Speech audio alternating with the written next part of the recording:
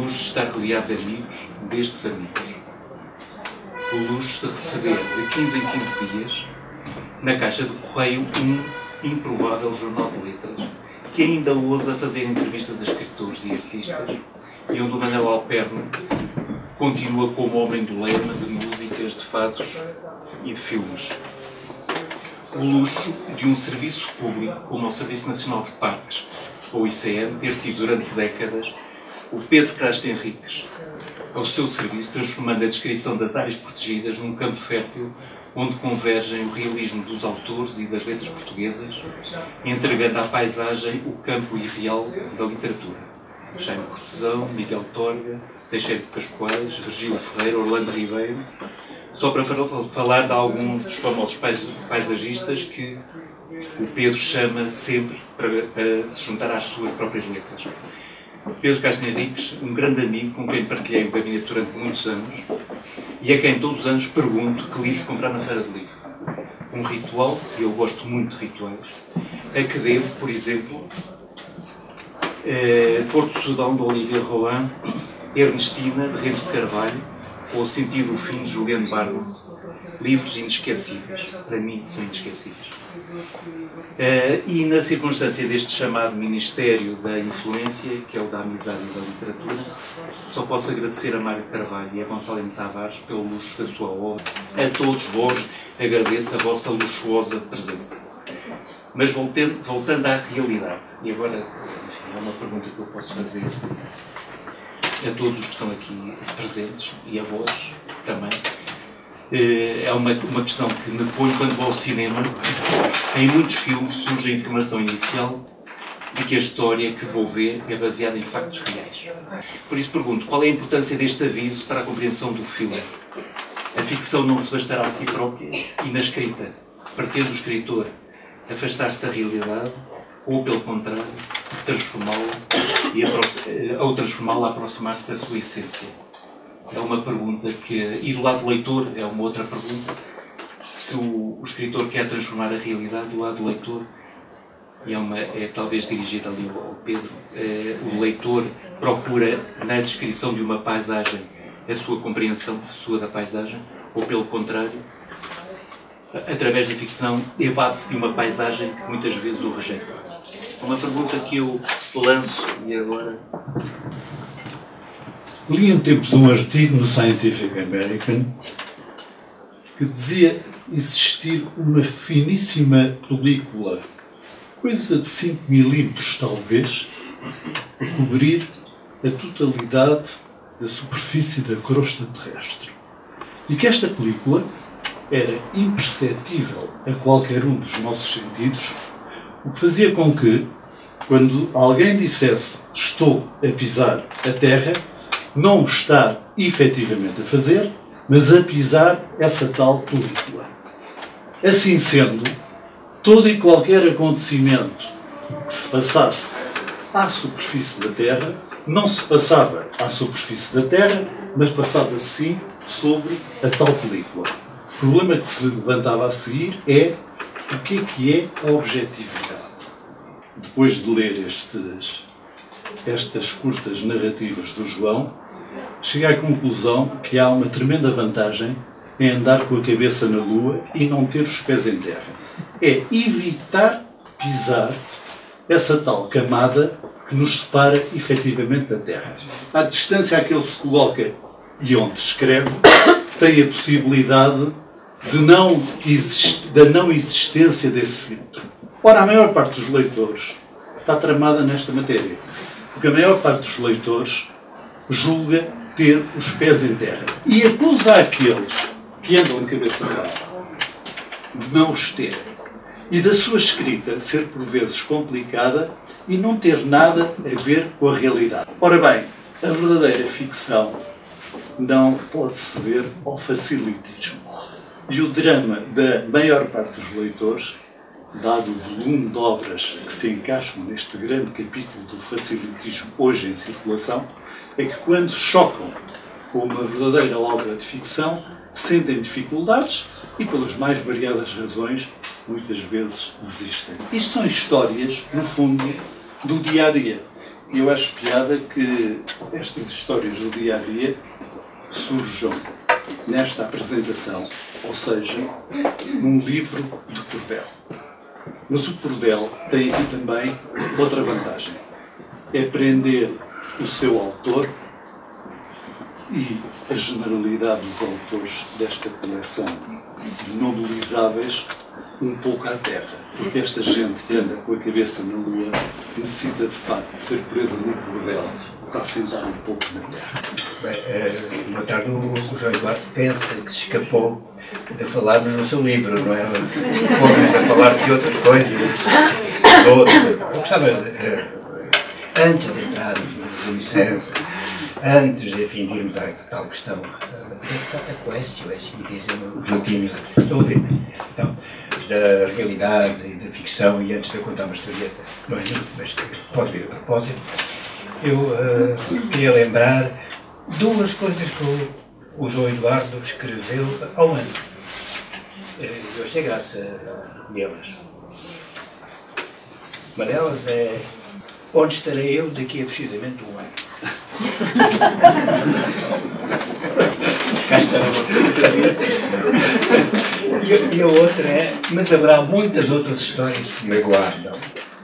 E, de facto, aqui estamos cumprindo o prometido.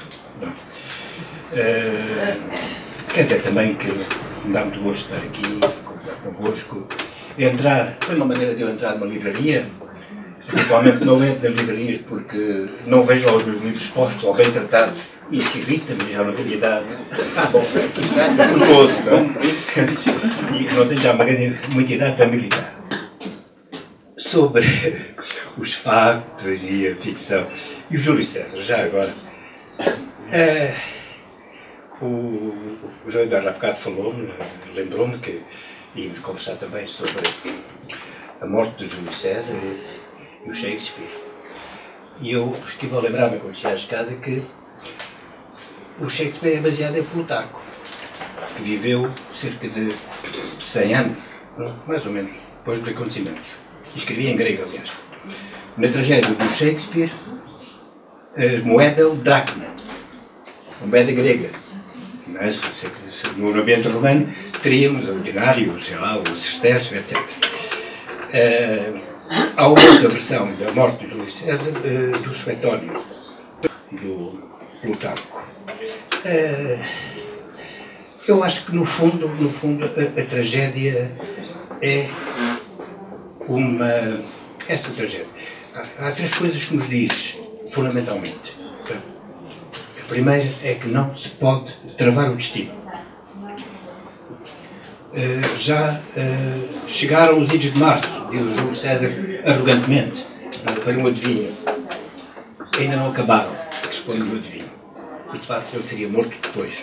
E cumpria-se a previsão que tinha sido feita e o sonho da mulher na noite anterior.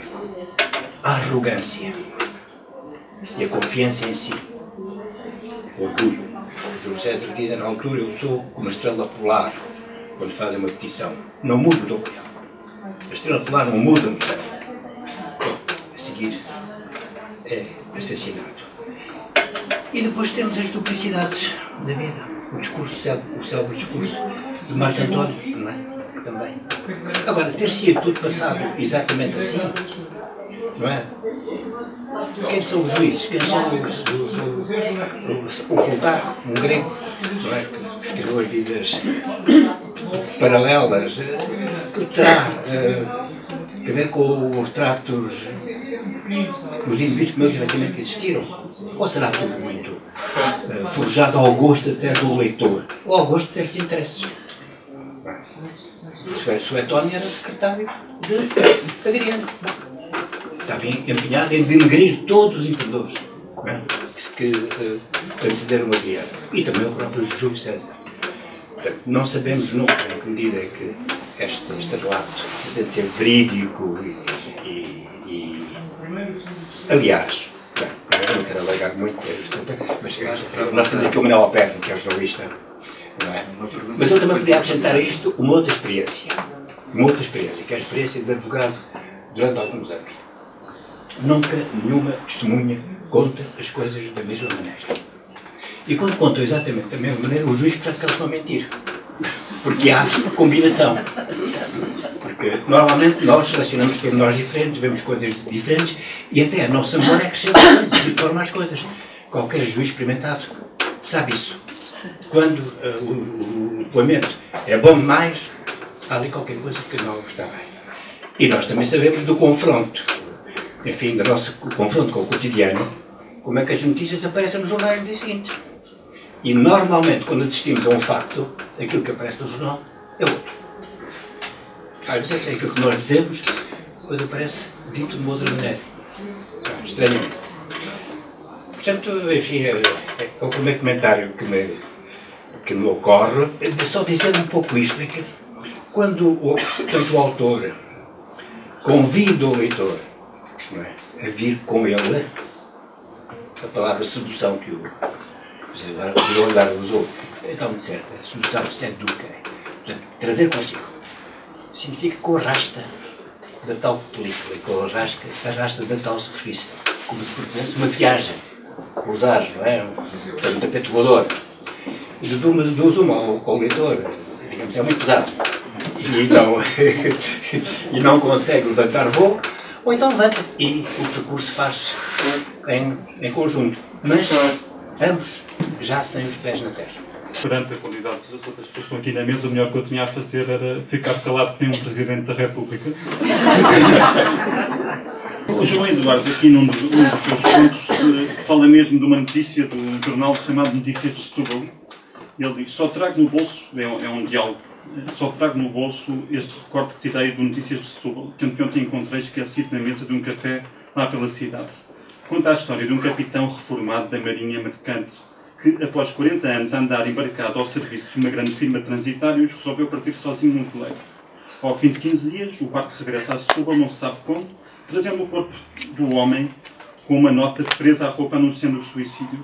Tinha-se decolado ao pôr do sol com uma navalha enquanto ia passar uma manada de golfinhos. O jornal refere ainda que o pobre homem se chamava Leopoldo Soares. E outra personagem responde: notícia tão parca para a história tão inverosímil. Por isso, aqui mesmo, através de uma história de um jornal, que acontece muitas vezes, as histórias dos jornais podem ser inverosímeis. O livro perde uma certa coerência, uma história, quando somos nós a contar, perde uma certa coerência que a realidade não tem de ter. Isto invertemos o que tinha sido aqui falado. Por outro lado, a outra questão que tinha sido colocada atrás, eu lembrei-me que os irmãos Coen, no Fargo, fazem um tal aviso de que este filme é baseado em factos verídicos. E não é. A ficção começa aí. O filme não é baseado em factos verídicos, não houve história nenhuma, não consultaram nenhum arquivo de polícia para tirar de lá aquela história. O que é que isso faz? Eu posso contar aqui uma história qualquer extraordinária que me aconteceu. Uma qualquer não, mas tenho por acaso uma incrível que me aconteceu há uns anos, que envolve uma perseguição policial. Eu estava parado do Marquês e o carro que ao meu lado arrancou e bateu e fugiu. Fez um estrondo, eu fiquei, ou buzinei, e por impulso fui atrás dele. Enquanto eu ia atrás dele, a buzinar, e ele fugia, a minha mulher telefonou à polícia e disse: está aqui esta situação. E a polícia disse: não, continua atrás. E estamos dizendo uma coisa. E eu continuei atrás, subi pela Duque de Lolé, fomos até à Graça, ele parou o carro à minha frente, eu não sei se o carro também estava com medo, aliás, não sei se o carro provavelmente arrancado, despistava, andámos por Lisboa inteira, eu atrás dele, ele parava, curiosamente, apesar de ir depressa, parava sempre nos sinais vermelhos, eu parava atrás dele, sempre com a polícia, agora estou aqui. Bem, andámos por Lisboa assim, fomos pelo Campo Grande, virámos para a Avenida do Brasil. Na Avenida do Brasil, ele virou à direita para uma daquelas ruas que, se não me engano, chama-se Afonso Lopes Vieira, e depois virou à esquerda. Bem, eu pensei aquilo, meteu-se num beco sem saída. Pôs o carro a tapar. E apareceram, passado uns minutos, 4 carros de polícia com sirenes, como se fosse uma coisa americana de Nova Iorque e pronto, foi tratar do assunto, não aconteceu nada, eu nem por cima fiquei embaraçadíssimo, porque quando saí, ele fez um grande estrondo, mas a chapa foi para dentro e foi por fora, um bocado como o risco. Assim mínimo, e ele compreendia a aflição dele, porque cheirava um bocado a álcool, por isso estava com medo de pés do balão, e além disso, pareceu-me que a mulher que ia com ele não era a sua esposa. Toda, por isso ele já me dizia que me dava dinheiro, que íamos ao multibanco, que dava-me dinheiro para esquecer a história. Esta história contada assim tem graça, porque eu disse no início, isto aconteceu. Para um filme não teria graça nenhuma sequer. Quer dizer, isto não teve um salto, o carro não saltou, não houve tiros de um carro para o outro. Por isso, deveriam dizer-me isto poderia passar para um filme de ação. Não funcionava, obviamente não funcionava. E é este o motivo pelo qual os irmãos Coen põem aquele aviso no início do filme. É que as pessoas passam a olhar a história de uma outra maneira, passa a ter uma outra força a ideia de que aquilo pode ter acontecido, porque de resto os filmes e os livros funcionam dentro da lógica do seu próprio universo e tem que ser verosímil dentro das suas regras. Num filme em que o universo seja esse, as pessoas podem voar, as pessoas podem não precisar podem viver fora, no espaço, num outro planeta, podem ver onde a imaginação nos quiser levar. Parece que toda a ficção é baseada em factos reais, porque quem faz a ficção, enfim, viveu dois ou três factos reais, e por outro lado toda a descrição da realidade é ficcionada. Não. Toda a paisagem que se descreve é ficcionada. Não, isso é um extremo, não disse? Não. Aqui é isso é um extremo. Estou a pegar também um bocado com o que Não, mas é um extremo a que se chega. Mas há uma história interessante também sobre esta história da realidade que se passa em Viseu. Em Viseu há uma espécie de uma loja que tem à porta o seguinte dito: Museu do Falso.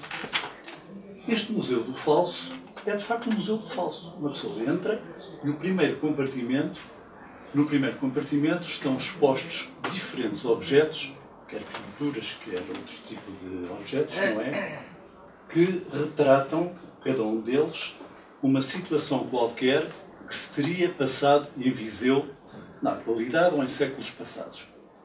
Apresenta-se desde o projeto da nova Catedral de Viseu, coisa que nunca existiu, até crocodilos no Rio Pavia, mas com imagens, gravuras da época, etc. E um tipo entra, o homem muito amavelmente recebe-nos e pergunta: mas tudo isto é falso? É que o homem responde: não, tudo isto é verdadeiro. Aliás, fui eu que encomendei tudo isto em 2011. O problema aqui, um tipo dá a volta. Eu até comprei umas gravuras verdadeiras, falsas, no Pavia, porque achei uma coisa extraordinária. Agora, as pessoas aqui, a reação das pessoas tem piada, porque depois diz-se assim: é pena que ele não tivesse pegado nas histórias verdadeiras. Ou seja, gostariam que ele passasse em revista lendas e mitos do Viseu antigo e fizesse a mesma manobra. Bom, esta questão de real e não real, a mim o que me parece é que a ficção tem uma grande vantagem. É que nos permite questionar a realidade. Mesmo, a mim não me interessa nada qual é o ponto final da história. O que me interessa é que consigo, através da ficção, interrogar-me acerca daquilo que vejo. O resultado final é totalmente diferente. Agora, citando ali o Firmino, que estava-me a lembrar de uma coisa que ele escreveu ali há uns tempos, um comentário que acho que foi bastante inteligente, que, segundo o Papa, o facto de haver um burro e uma vaca no presépio é algo absolutamente, é uma ideia do outro mundo, não é? Como é que tal seria possível? Agora, o facto de uma mulher ter dado à luz sendo virgem é perfeitamente plausível. As leituras são sempre, acho a sua realidade de facto surpreende-nos bastante. Quanto ao jornalismo, há várias barreiras que já foram aqui faladas. A primeira de todas é a própria palavra, que não nos permite A palavra é sempre uma abstração, por isso não nos permite descrever nada com exatidão, não é? Depois há próprias falhas humanas, falhas de percepção, etc. Mas é tudo sempre, nunca há a objetividade é coisa que não existe.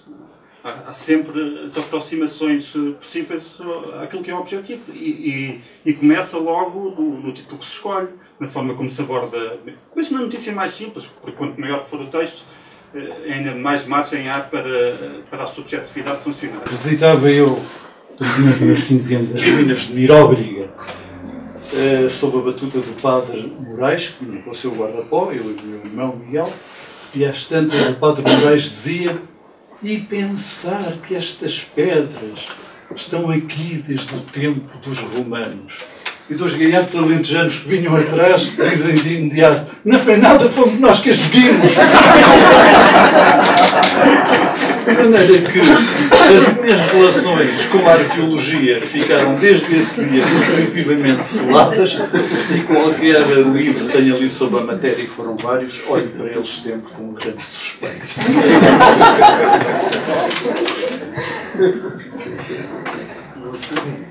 Com esta nota sobre a realidade, eu chamava ali o Firmino Bernardo, nosso companheiro destas lides.